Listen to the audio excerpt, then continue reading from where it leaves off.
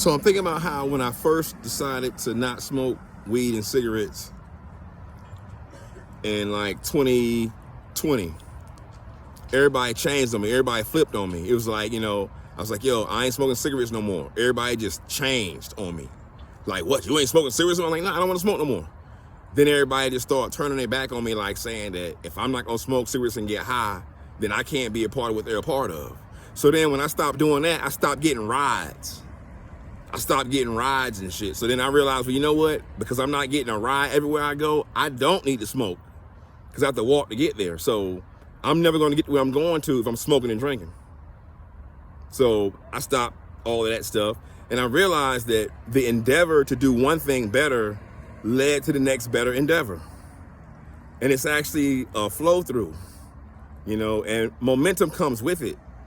And that momentum is when you're picking up speed and you gain that speed to propel yourself. And when you're doing the right thing, going in the right direction, that in and of itself just keeps on propelling you further. Which means that once you take that first step in doing the right thing, you might not see how you're going to get it done, but it gets done because you're starting that momentum. The first step in doing the right thing is the hardest step. But it's the first one though. But once you get that first step going, either you're going to take the next step or fall the fuck down.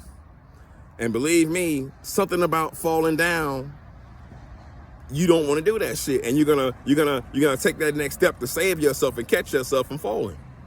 You might stagger a little bit, you might stumble, and it might not be as easy or well coordinated or have the form that you thought it was going to have.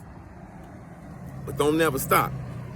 Because the more adversity that comes your way that tries to stop you, that's how you know you're doing the right thing. Nobody tried to get in my way when I was smoking and drinking.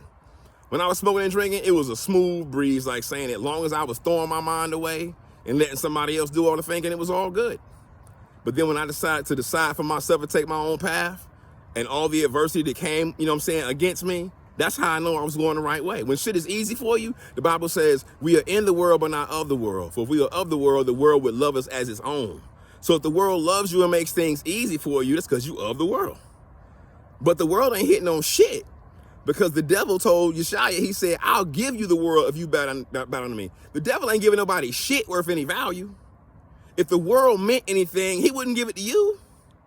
He's giving them the world because it don't mean a goddamn thing. You can have it. He's trying to get back to heaven. When the devil's trying to get back to heaven and they trying to get steeped in hell, what they tell you?